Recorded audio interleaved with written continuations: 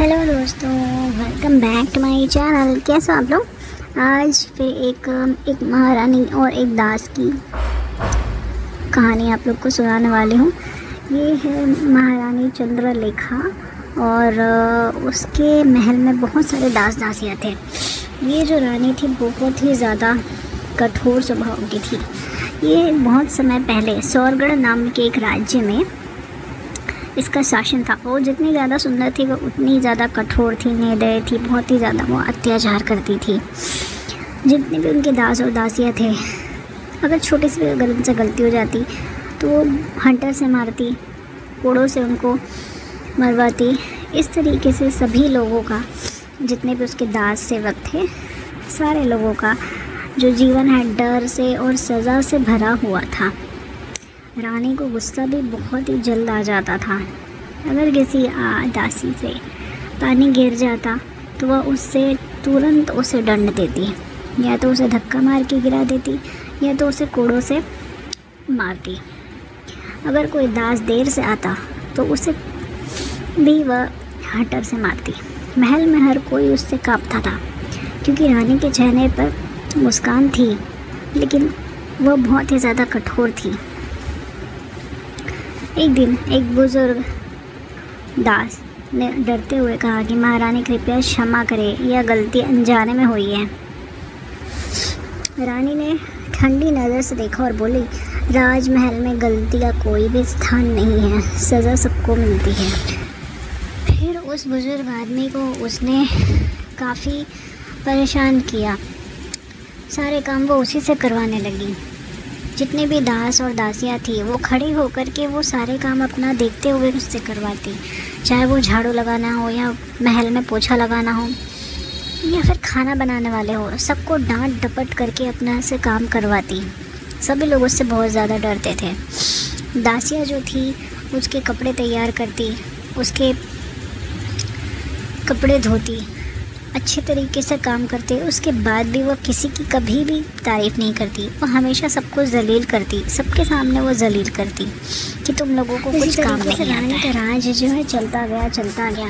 सब लोग रानी के आगे सिर झुका करके प्रणाम करते। अगर कोई प्रणाम नहीं करता तो वो उससे बहुत मारती या तो जेल के अंदर बंद करवा देती। रानी को घुड़सवारी भी बहुत पसंद थी।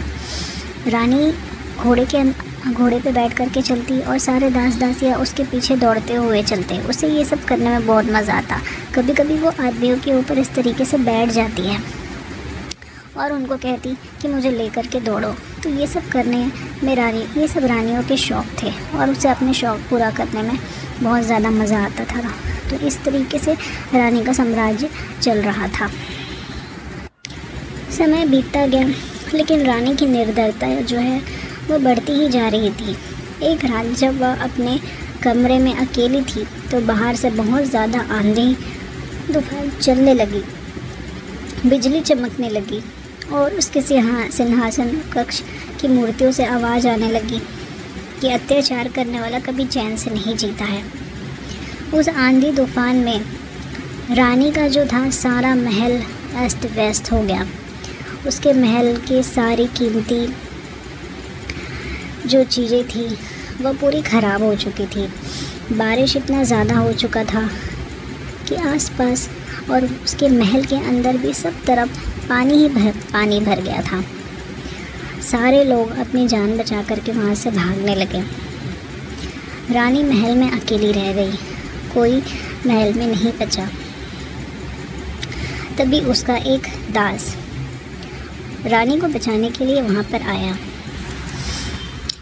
और रानी को अपने कंधे के ऊपर बैठाल करके वहाँ से ले चला। तो इस तरीके से रानी की जान उसने बचाई।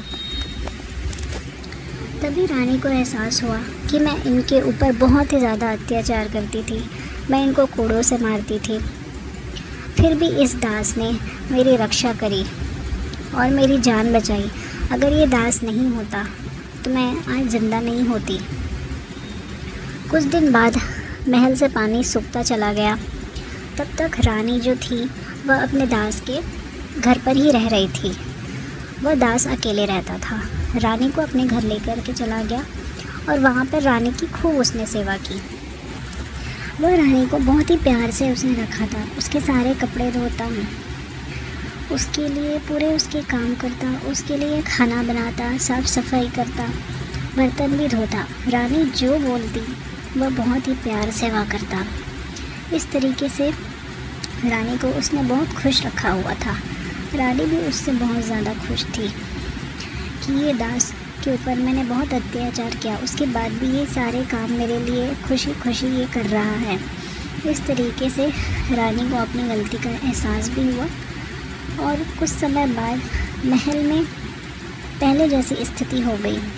वहाँ का बाढ़ का पानी सूख चुका था और पेड़ हरे भरे हो गए थे और महल फिर से पहले जैसा हो चुका था।